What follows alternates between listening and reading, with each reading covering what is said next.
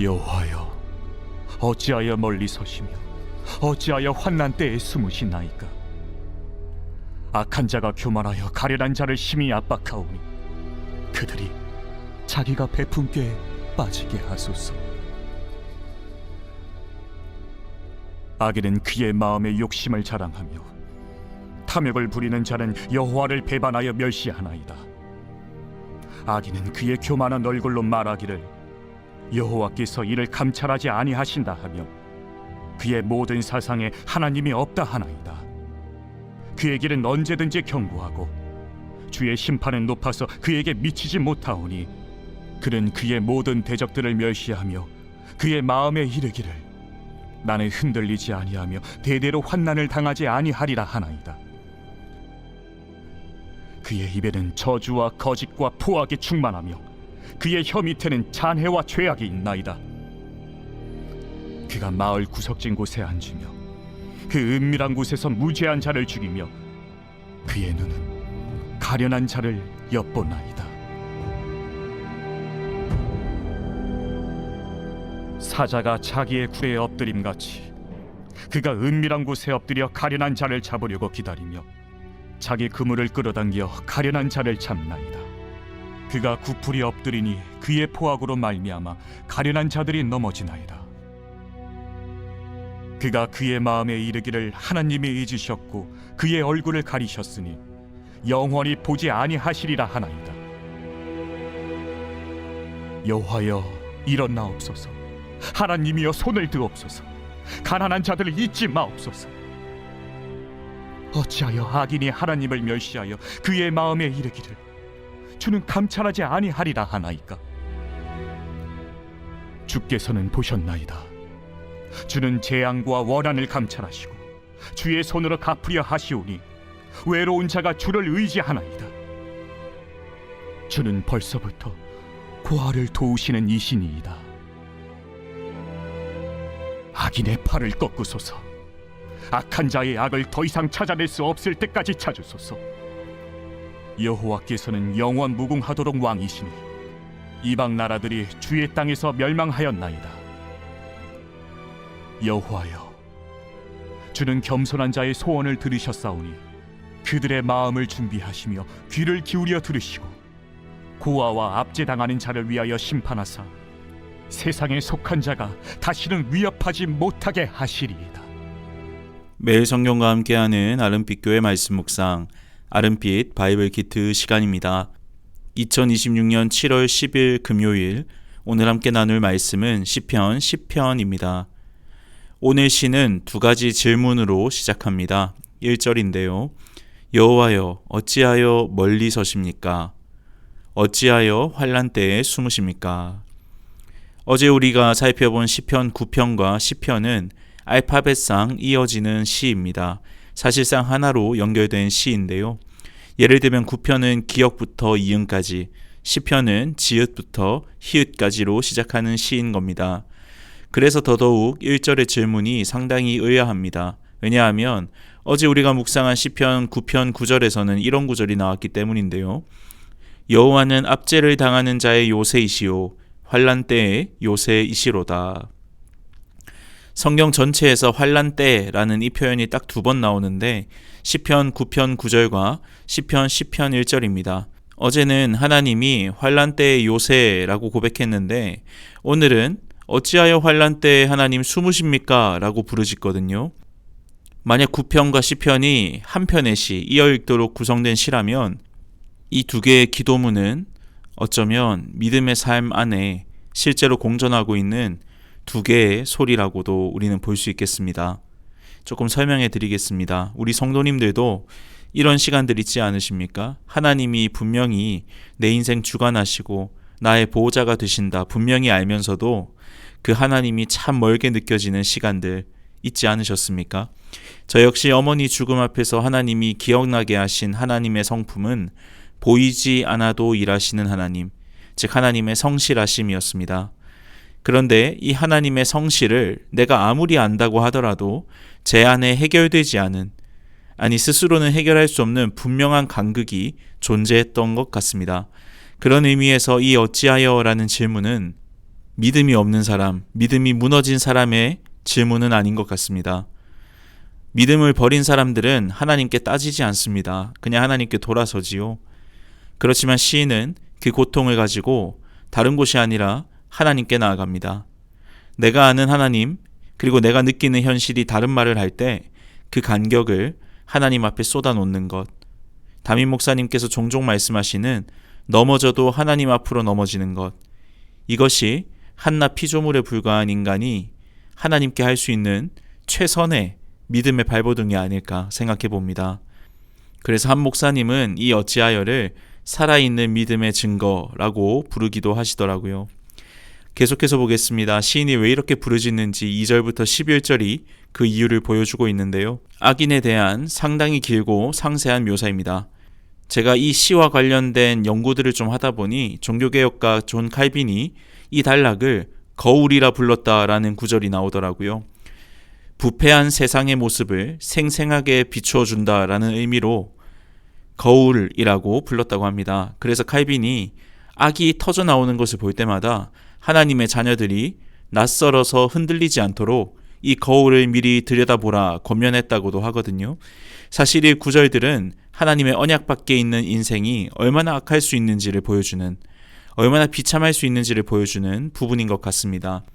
눈여겨볼 것은 시인이 악인의 마음속 말을 반복해서 인용한다는 점입니다. 4절입니다. 그의 모든 사상에 하나님이 없다 하나이다. 6절에도 있습니다. 그의 마음에 이르기를 나는 흔들리지 아니하며 대대로 환난을 당하지 아니하리라 하나이다. 11절도 있습니다. 그가 그의 마음에 이르기를 하나님이 잊으셨고 그의 얼굴을 가리셨으니 영원히 보지 아니하시리라 하나이다. 여러분, 이 마음의 소리들 어떻게 들리십니까? 하나님이 없다는 소리, 혹은 하나님은 있지만 나를 잊었다는 소리. 설령 하나님이 계시더라도 하늘의 일은 하늘의 일이고 땅에서의 내 삶에는 아무 상관이 없다는 소리들. 5절 말씀대로 주의 심판은 높아서 그에게는 미치지 못하는 것처럼 보인다는 소리들 말입니다. 참 역설적인데요.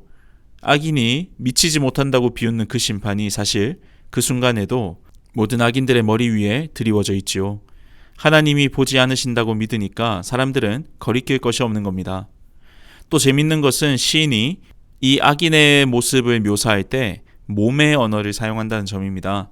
7절을 보시면 그의 입에는 저주와 거짓과 포악이 충만하다. 8절에는 그의 눈에 가련한 자를 몰래 엿본다.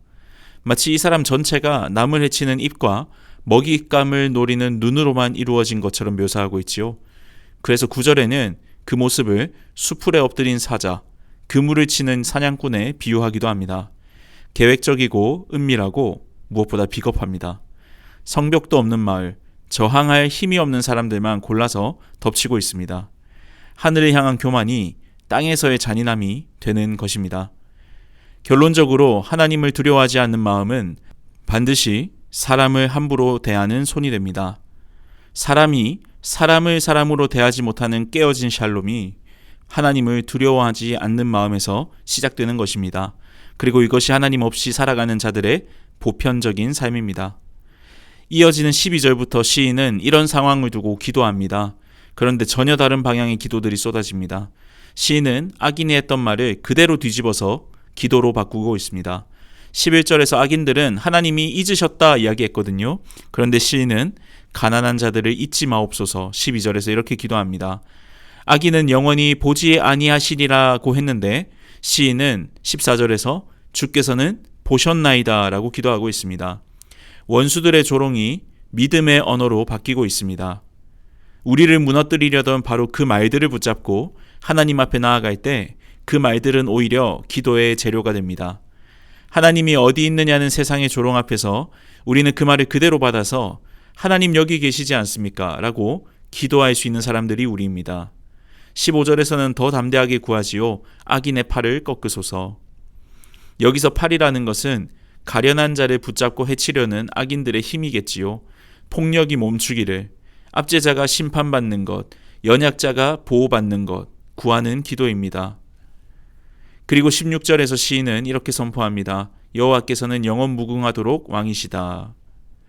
6절에서 대대로 환난을 당하지 아니하리라 스스로 장담했던 악인들은 영원 무궁하신 왕 앞에서 그 장담이 얼마나 허무한 것인지 느낄 것입니다. 그래서 시의 마지막 18절은 세상에 속한 자가 다시는 위협하지 못하게 하시리이다, 이렇게 끝이 나지요. 사랑하는 성도 여러분, 오늘 이 시가 쓰여진 한참 뒤에 오늘 이 시가 보여주는 악한 자들의 특징에 대해서 사도 바울이 사실 우리의 원래 모습이라 이야기하고 있습니다. 로마서 3장에서 바울은 이 시를 인용하는데요. 그 입에는 저주와 악독이 가득하고 라는 이 말씀을 인용하면서 사실 이 모습이 바로 우리 모두의 본래 모습이라고 이야기합니다. 제가 9절부터 12절을 읽어드리겠습니다. 그러면 어떠하냐? 우리는 나으냐? 결코 아니라. 유대인이나 헬라인이나 다 죄 아래에 있다고 우리가 이미 선언하였느니라. 기록된 바 의인은 없나니 하나도 없으며 깨닫는 자도 없고 하나님을 찾는 자도 없고 다 치우쳐 함께 무익하게 되고 선을 행하는 자는 없나니 하나도 없도다. 사실 악인의 모습은 저 멀리에만 있는 것이 아니라 은혜가 없었다면 나였을 모습이기도 합니다. 그렇다면 이 악인들의 모습에 고통당한, 이 악인들의 속마음을 이미 알고 있는, 그리고 이 악인의 행위를 뒤집은 한 사람은 도대체 누구란 말이겠습니까? 여러분, 1절에 어찌하여라는 이 질문은 시편 22편의 더 유명한 질문을 미리 보여줍니다. 내 하나님이여, 내 하나님이여, 어찌 나를 버리셨나이까? 예수님도 이 땅에 계실 때 오늘 시 2절에서 11절에 그려진 모든 악의를 몸소 겪으셨습니다. 사람들은 은밀하게 모이겠고 그 입에는 거짓 고소가 가득했고 숨어서 그분을 노렸습니다. 그런데 그분은 그들의 속마음을 다 알고 있었습니다. 십자가 위에서 예수님은 하나님이 얼굴을 숨기시는 그 시간을 우리를 대신하여 끝까지 통과하셨습니다. 그래서 아까 인용해드린 로마서 3장은 이렇게 이어집니다. 모든 사람이 죄를 범하였음에 하나님의 영광에 이르지 못하더니 그리스도 예수 안에 있는 속량으로 말미암아 하나님의 은혜로 값없이 의롭다 하심을 얻은 자 되었느니라. 여러분, 하나님이 멀게 느껴지는 그 시간에도 하나님이 우리를 버리신 것이 아니라는 사실을 오늘 시는 우리에게 알려줍니다. 아버지께서 아들의 부르짖음을 들으시고 사흘 만에 다시 살리신 것처럼 그리스도의 교회를 향해 쏟아지는 그 어떤 악의로부터도 하나님은 당신의 백성을 능히 건질 것입니다. 그래서 오늘 말씀은 이제 우리가 믿고 기도할 수 있는 우리의 기도가 됩니다. 주님은 겸손한 자의 소원을 들으십니다. 느껴지지 않는 시간에도 하나님의 귀는 우리를 향해 기울어져 있기 때문입니다. 주 안에서 사랑하는 아름빛 교회 성도 여러분, 오늘도 우리는 내 안에서 내 믿음과 내 감각이 서로 다른 말을 하는 상황들을 마주하게 될 겁니다. 그 자체가 믿음 없음이 아니라는 것, 우리에게 큰 위로가 됩니다. 그리고 그럴 때마다 우리를 위해 고난당한 그리스도를 생각하면서 우리가 감각이 아니라 다시 한번 하나님의 약속 위에서는 세상의 말을 바꾸어 기도로 승화하는 우리 모든 성도님들 되시기를 간절히 소망합니다. 함께 기도하겠습니다.